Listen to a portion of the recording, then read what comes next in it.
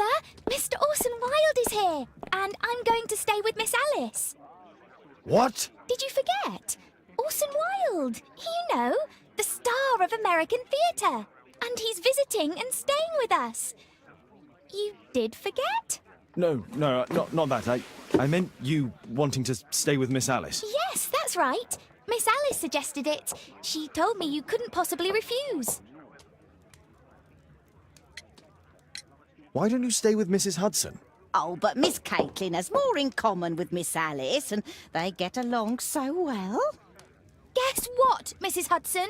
Mr. Wilde is here to study my father's character for his next play. And he won't be disappointed, will he? Father is so pig-headed. I can't believe it! The great Sherlock Holmes standing in front of me! I'm sure that our two brains will... Brains.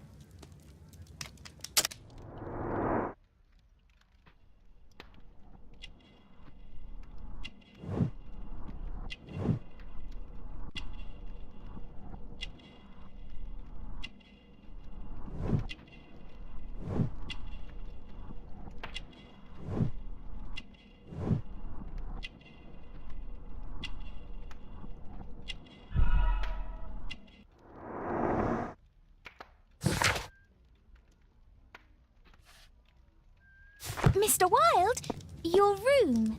Charming. This is such a fascinating city. We need to talk. I'd rather not. You're going to be angry again. Goodbye, Mr. Wilde. Is it 5 o'clock already? I think I might go and ask Mrs. Hudson for some tea.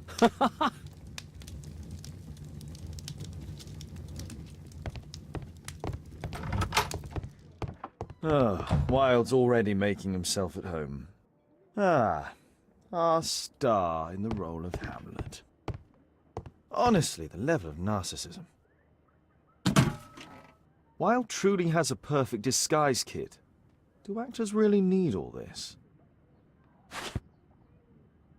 This must be grease paint.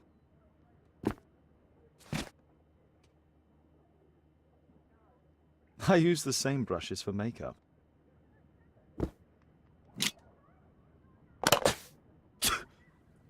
Face powder of an excellent quality. I forgot my hat. Father? I'm just checking, You've got something on your face.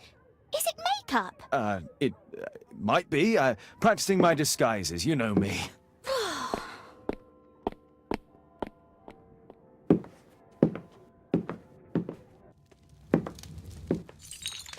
No, don't touch that! No!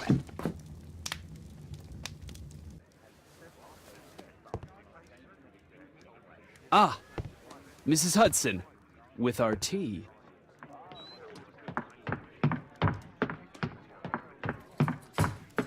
Not quite. We have a visitor. However, the lady is not so much angry as perplexed. Good day to you, gentlemen. My name is Mary Sutherland. I have come to you, Mr. Holmes, because I would give everything I have to know what has become of Mr. Hosmer Angel. Why the haste, Miss Sutherland? Mr. Hosmer Angel has disappeared, and my father, Mr. Winterbank, will do nothing. It makes me so angry.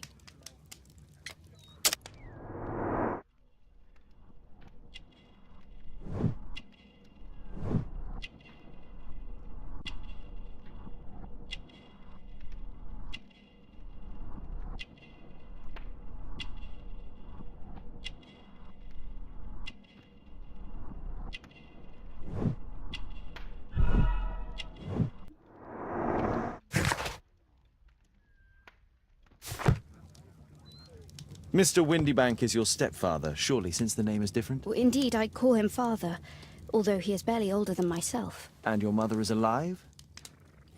Oh, yes. Although I wasn't best pleased when she married again, and so soon after father's death, and to a man so much younger than herself. Do you have your own income? I do, from an inheritance. It was left to me by my Uncle Ned in Auckland. Then you have all that you could wish for, naturally. Well, I live at home, and don't wish to be a burden to my family, so they have the use of the money. What is your connection with Mr. Hosmer Angel? I met him at the gasfitter's ball. Mr. Winterbank did not wish for me and Mother to attend. He never did wish us to go anywhere, but this time I was quite set on it. Fortunately, he left for France upon some business, and so didn't have any say in it. And I met Mr. Angel that night. We met again after that and would take walks together. But then Father returned, and we could no longer meet. Why was your stepfather against your going anywhere? Well, he didn't like anything of that sort. He used to say that a woman should be happy in her own family circle. Did Mr. Hosmer Angel make no attempt to see you? Well, Father was going off again in a week, and Hosmer wrote and said that it would be better for us not to see each other until Father had gone. After that, he stopped writing. Were you engaged? Oh yes, Mr. Holmes. Right after the first walk that we took. Where does Mr. Angel live? I don't know exactly. I address all of his letters to the Leadenhall Street post office for collection. Is there anything else that you can tell me about Mr. Angel? He is a very shy man. He would rather walk with me in the evening, so as to be discreet. I put a missing persons notice in last Saturday's Chronicle. Here's a copy, and a letter from him. Haha, a love letter. Yes, I see. As I anticipated, this validates my deductions perfectly. What deductions, Mr. Mr. Wilde. Holmes. Tell her.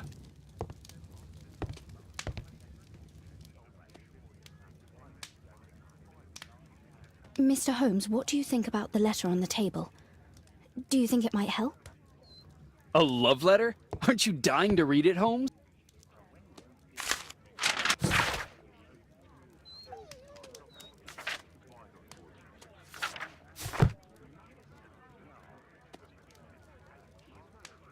This is strange. The love letter is typewritten. Good quality paper, quite smooth. Fairly common ink, nothing special. I'm waiting for the moment when your stepfather leaves once more. We had a wonderful time together, didn't we, while your father was in France? Miss Sutherland only met with Hosmer Angel while the stepfather was absent. Hosmer Angel decided not to leave his signature. Let's study this letter more closely. There are some letters with typographical defects. Miss Sutherland, do you have any other letters from Mr. Angel? Unfortunately not. But I've brought my father's letter from Paris. Here it is. The stepfather's letter is also typewritten. Quite common paper with a light yellow tint. Fairly common ink, nothing special. I hope that you'll be an obedient girl. Take my advice, stay at home. Miss Sutherland's stepfather's signature. The stepfather is trying to keep the daughter at home. Let's study this letter more closely. There are some letters with typographical defects. Both letters have typographical defects. They merit further attention. This letter has a defect. There's the same letter with the same defect in both instances. One more letter with a defect.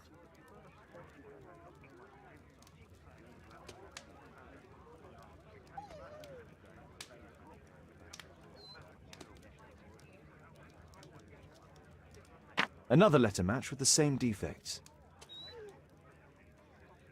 One more letter with a defect. Another letter match with the same defects.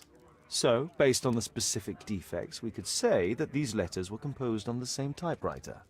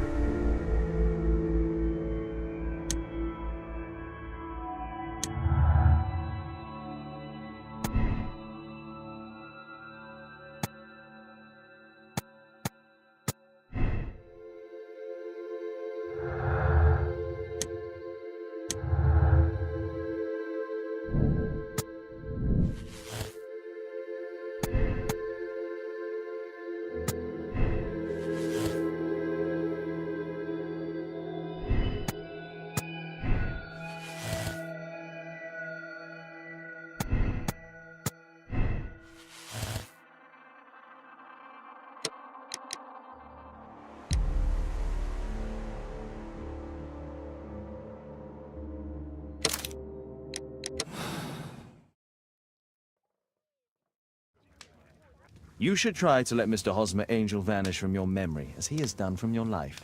Then you don't think I'll see him again? I fear not. Then what has happened to him? Your stepfather married your mother for her money, and also enjoyed the use of your income.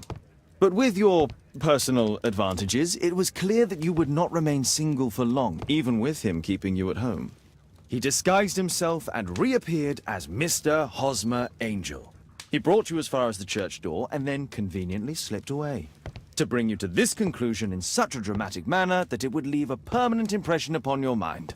You have been cruelly tricked, Miss Sutherland. Oh, Mr. Holmes. No, I can't believe it. But we were engaged. Oh, it's horrible to think about.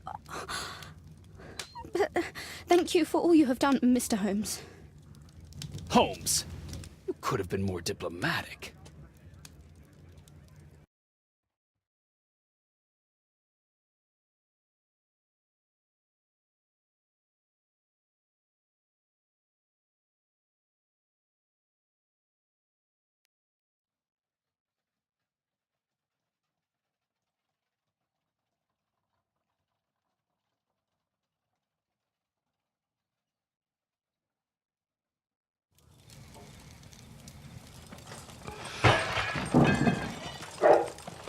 What is going on?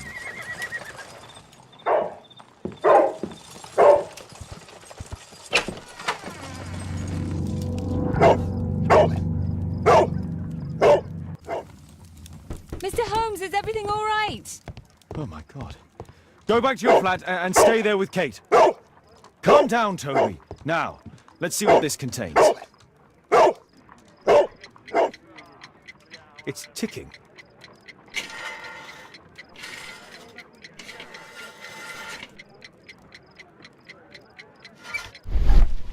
I see wires inside. They could be connected to the cover.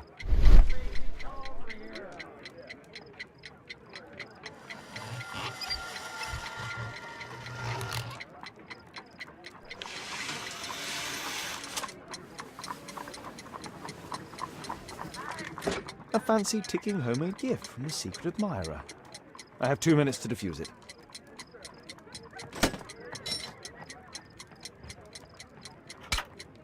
Whew.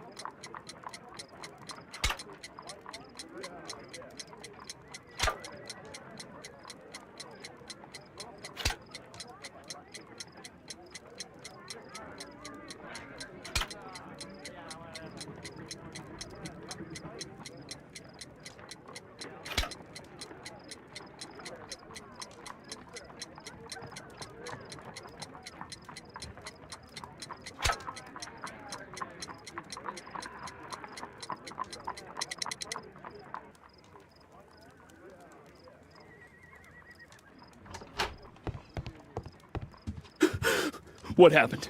Just a small bomb. Somebody wants to kill me? What for? I don't believe that you were the target. Who then? Mr. Holmes, are you all right? I saw the bloke. I tried to catch him, but he escaped. Can you describe the man?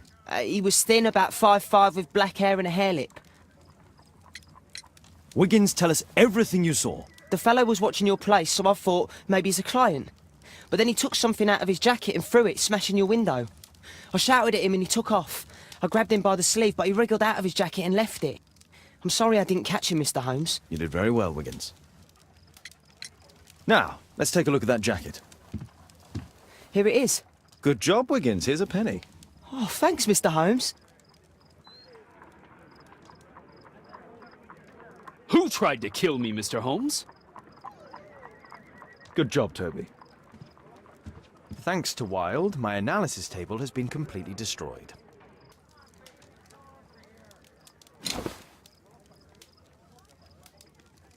JT are the owner's initials. Let's see what's inside. There could be a hidden message that's been written with some lemon juice. No, don't touch anything else.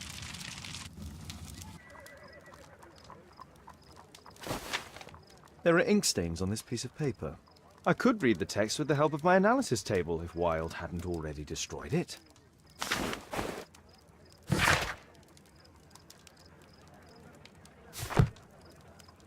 A poem. But what does it mean? This isn't a poem. It's a song called Rally Mohawks. That great moment when America rebelled against England's dominance. Then rally, boys, and hasten on to meet our chiefs at the Green Dragon. And I bet they hoisted a tankard of ale and invented a new nation. Along with deciding if this was the week they got to dump some tea into Yon Harbor. Why ever did he keep such a song in his pocket?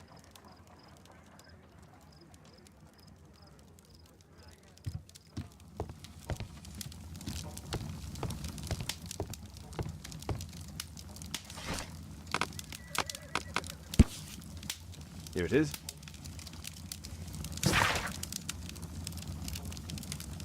That's all I can do for now. Let's try and get a few hours of sleep.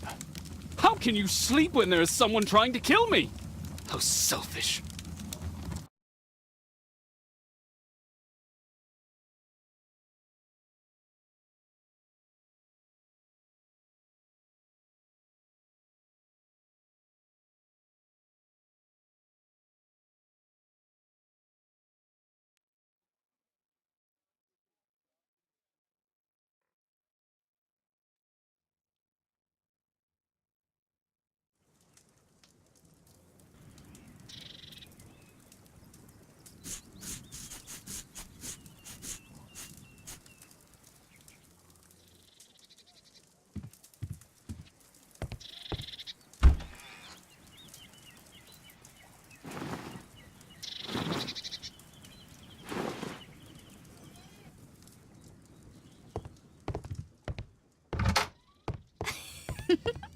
He's so funny. Oh my, I see you and Kate are best friends already. Did you sleep well, Kate? Very well, thank you, Father. Is that Wilde? Whatever is he doing now? He's transforming you into a legend. Oh, silly man. Kate, what's the matter? Well, I just came by to tell you that I'm going to the zoo with Alice. We'll be having lunch in town.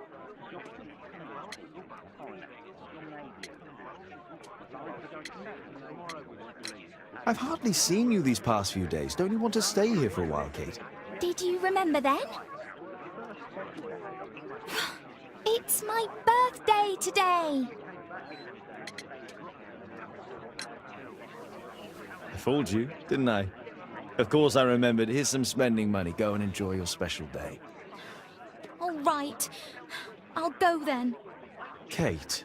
You never do anything right. All right. Come here. I've had enough of you not caring about me. I do care. I've just had a difficult night. Yes, Alice told me about the bomb, but you wouldn't. Kate, I only want to protect you. You don't understand anything. I wish Alice would adopt me. Don't be ridiculous. I don't know why my parents entrusted me to you. Did they really know you? Kate, come back.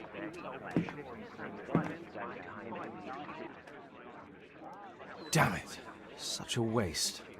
This Alice, I have an odd sense about her. It's as if she's playing with Kate's feelings. This would be a good opportunity to investigate Alice's flat while they're absent. And anyway, it'd be better to visit the Green Dragon Tavern during the evening. Oh my, I see you and Kate are best friends already.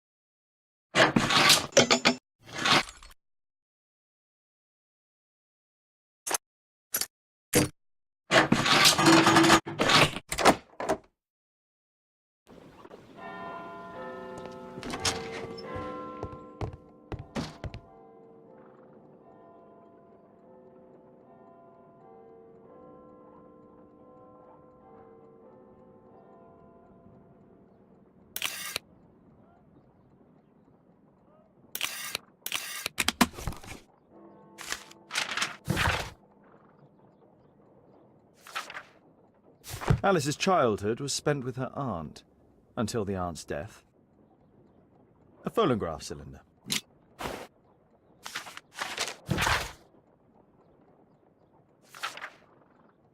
Alice was unhappy with all of her adopted families.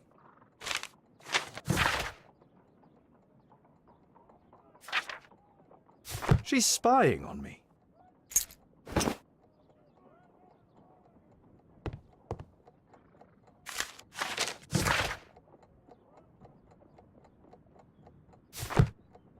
Alice has recently used this. It appears that Alice sleeps in this armchair, as uncomfortable as that must be. It looks as though Alice has not slept here for a long time.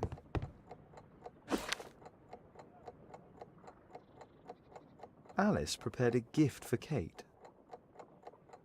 She remembered her birthday. Well, women are good at that sort of thing. A soothing drug to aid sleep.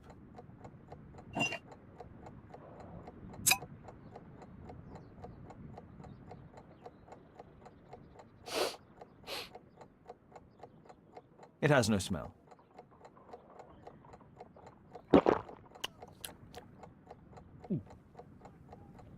It has a bitter taste. No smell, bitter taste. It's a tincture of barbiturate.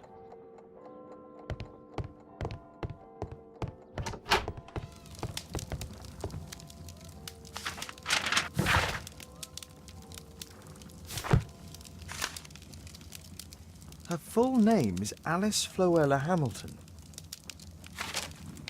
Sarah de Bouvier is Alice's mother. Alice used her mother's name to lease the flat. Strange taste in literature.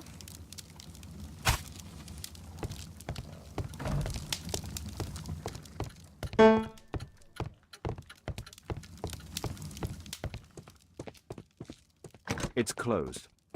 This lock is quite new.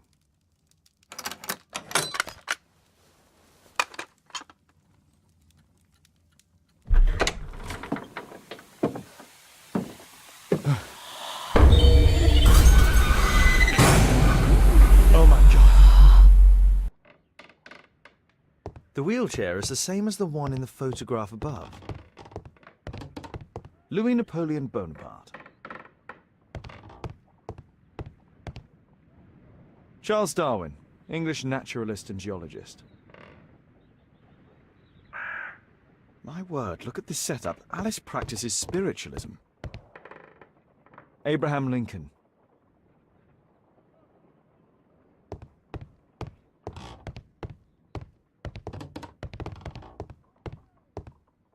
It's my distant ancestor, Horace Verne.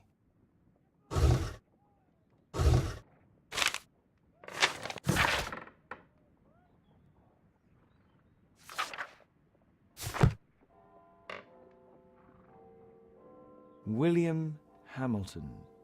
But I know him. He was a bandit who I arrested 20 years ago.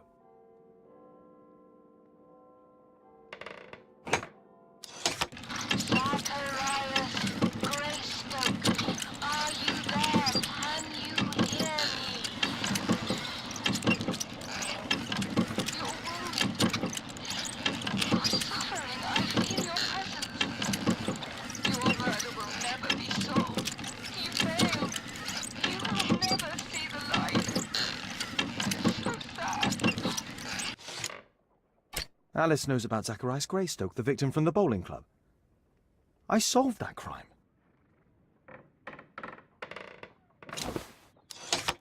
William Hamilton, are you there?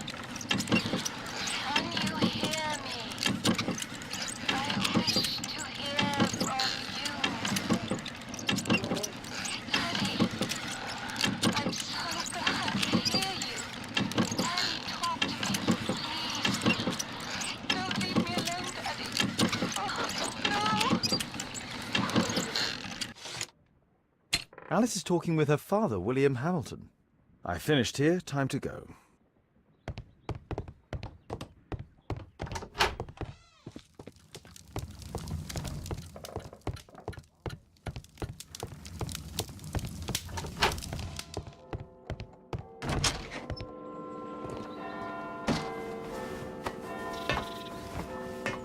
Daddy.